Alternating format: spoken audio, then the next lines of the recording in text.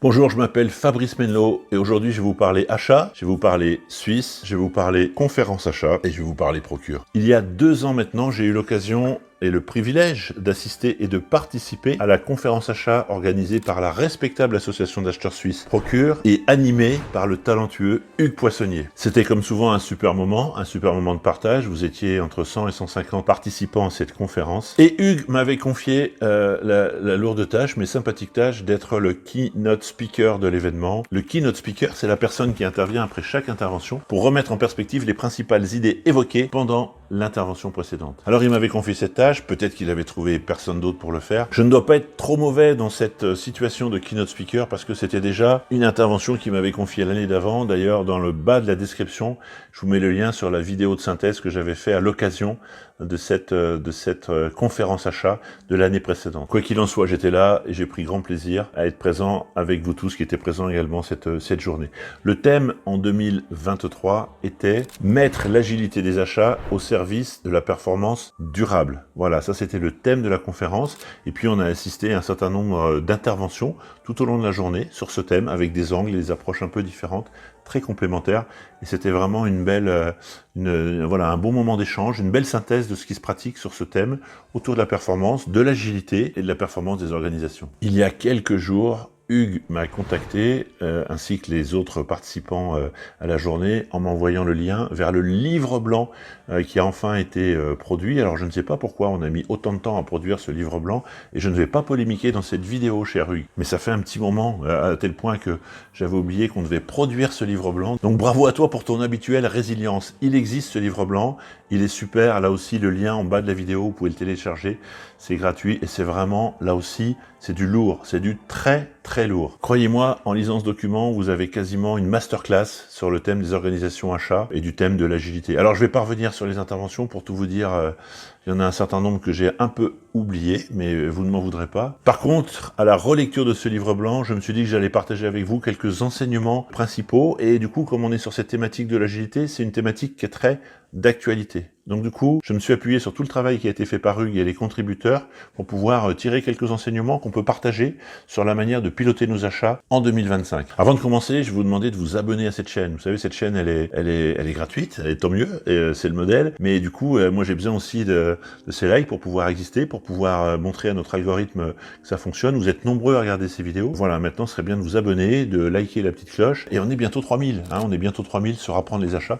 Je crois qu'on est une des premières chaînes sur le thème des achats. Il y en a pas beaucoup, d'accord. Mais enfin, on est quand même les premiers. Première idée que je partage avec vous, l'agilité n'est plus une option. Ce n'est pas un nice to have, c'est un must pour les organisations achats. Elle devient une compétence clé pour des achats performants, résilients et durables. Pour illustrer mon propos, je vais évoquer les 3 piliers de l'agilité achat: les pratiques, les processus et les organisations. Concernant les pratiques, une nécessité absolue de mettre une organisation agile et réactive face à vos clients internes sur des besoins qui vont de plus en plus vite.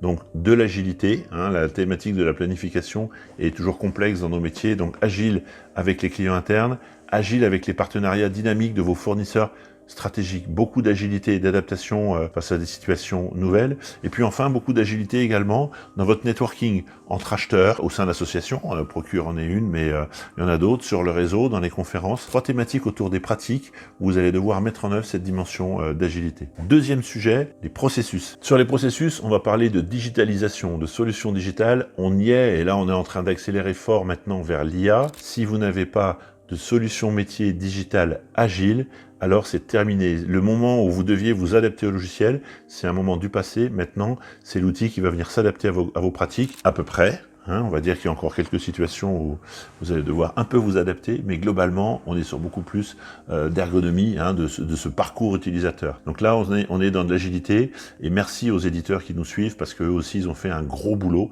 pour mettre le métier au cœur de leur solution digitale. En tous les cas, certains d'entre eux. Deuxièmement, sur les processus, un processus qui respecte un travail collaboratif et pluridisciplinaire. Voilà, l'acheteur ne travaille pas seul, jamais. Il travaille rarement à deux.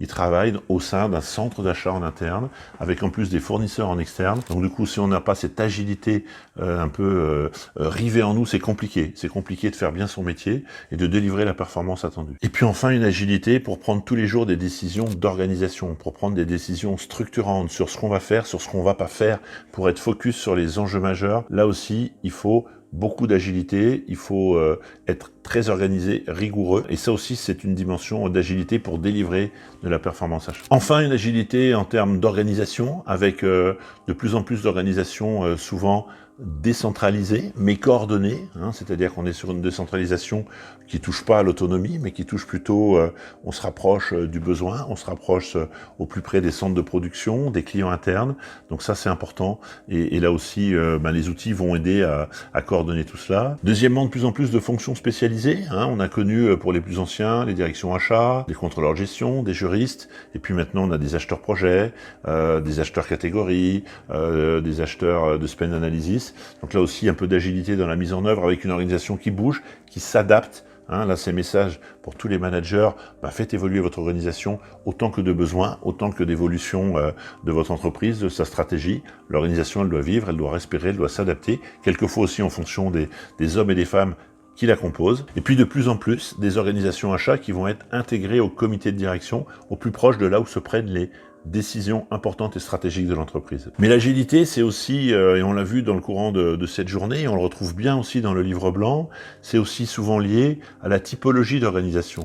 Quand on est dans une PME, une ETI, on est souvent sur des entreprises qui sont plus agile. Alors quelquefois, attention, agilité rime des fois avec un petit peu de désordre ambiant, mais il y a quand même de l'agilité. On sait aller vite, on sait aller de manière souple. Bon, parce que souvent on manque aussi un peu de ressources. Quand on est dans les grands groupes, à l'inverse, là du coup des ressources on en a, mais souvent on a un haut niveau de complexité, on le voit, et des fois ça manque un petit peu de cette agilité. Donc là il y a aussi un travail des organisations, à savoir comment on peut se retrouver dans des équipes plus souples, prendre des décisions plus rapidement, mettre en œuvre des processus plus vite. Et puis enfin, il y a le secteur public qui lui a aussi une autre problématique, qui est un code qui régit un petit peu, on joue avec de l'argent public, donc forcément, il y a un certain nombre d'éléments de respect, de procédures, de contrôle, qui font que l'agilité, oui, mais en fonction d'un certain nombre de règles dont il faut respecter, en tous les cas, les grandes finalités. Donc vous voyez, il peut y avoir des velléités à mettre en place de l'agilité, mais quelquefois, vous êtes aussi un petit peu rattrapé par vos tailles d'organisation, par vos structures d'organisation. Alors après, les organisations, elles sont là pour vivre et respirer, et c'est vous aussi qui faites avancer cette culture d'agilité dans vos différentes entreprises. Alors du coup, dans ce contexte, que devient l'acheteur? C'est quoi les compétences de l'acheteur agile? L'acheteur agile, il reste au moteur des décisions, c'est lui qui impulse, c'est lui qui tire, c'est lui qui donne envie, c'est lui qui influence. C'est un acheteur qui utilise beaucoup plus les données qu'on ne le faisait auparavant. Aujourd'hui, on a un nombre de données incroyable. La difficulté, souvent, c'est de bien les exploiter, d'où toutes ces avancées autour de la data. Mais un acheteur agile, c'est aussi un acheteur qui sait utiliser ces données et prendre des décisions éclairé. Et puis enfin, un acheteur agile, surtout, c'est un acheteur qui sait s'adapter aux évolutions, quelquefois aux crises, et donc du coup, il est souvent préparé un peu, des fois pas beaucoup, mais en tous les cas très vite, il sait analyser une situation, il sait choisir la moins mauvaise des solutions, il sait mettre en œuvre des plans B, etc. Donc plus on est préparé, plus c'est simple, et je pense que là aussi, ce qui va faire la qualité de ces acheteurs qu'on va retrouver dans les organisations, au-delà de leur capacité technique, ça va être leur capacité organisationnelle, de réaction, d'adaptabilité. C'est ça qui va faire demain la performance des organisations. On le voit sur d'autres métiers, et il n'y a pas de raison que ça touche pas également le métier des achats. On a bien sûr évoqué également la proximité entre la RSE, la performance achat, l'agilité. Là aussi, on est en plein dedans, et là aussi, dans ce livre blanc, vous allez trouver un certain nombre d'inputs intéressants sur les pratiques et les tendances qui sont en train d'être mises en place dans les organisations achats. Et puis, on s'était prêté à l'exercice, on était à l'époque en 2023, alors la conférence n'avait pas été enregistrée, mais je me souviens très bien, on avait fait de la prospective et on parlait de 2030 qui nous paraissait le bout du monde, et voilà quand même les grandes idées qui avaient été évoquées. Rappelez-vous, on est en 2023. Je me souviens qu'on avait cité 3 points. Les acheteurs devront évoluer avec des tensions géopolitiques grandissantes. 2023. Les acheteurs devront évoluer avec un dérèglement climatique qui va aller en s'accélérant. Et puis enfin, avec une montée en puissance de la technologie, 2023, on parlait pas beaucoup, ou en tous les cas, pas autant d'IA qu'on en parle aujourd'hui. On était en 2023. Alors là, du coup, je dis, Chapeau bas, messieurs et mesdames, de cette conférence achat Procure 2023 à Lausanne. Vous avez été des visionnaires et peut-être même qu'on a joué un peu petit bras par rapport à ce qu'on est en train de vivre aujourd'hui en termes de climat, d'environnement, de situation géopolitique. Là, on peut dire qu'on est quand même sur la Champions League des évolutions. Puis, et tout ce qui se passe en termes de digital et d'IA, on a pris un coup d'accélérateur de dingue depuis maintenant 1 ou 2 ans. C'était une prospective 2030. Comme toujours, en imaginant ce qu'on va devenir, on est souvent très en dessous de la réalité de ce qui va nous arriver. En terminant cette vidéo, j'ai envie de vous dire que quand je repense un petit peu à ce qu'on va demander aux acheteurs et aux hommes et aux femmes d'aujourd'hui pour faire le métier, je pense un petit peu à un film qui date un peu, j'espère qu'il est connu de la grande majorité, je suis toujours prudent quand je cite mes références sportive, musicale, cinématographique. Indiana Jones, voilà, l'acheteur pour moi c'est un peu le Indiana Jones des temps modernes, à la fois voilà, un aventurier,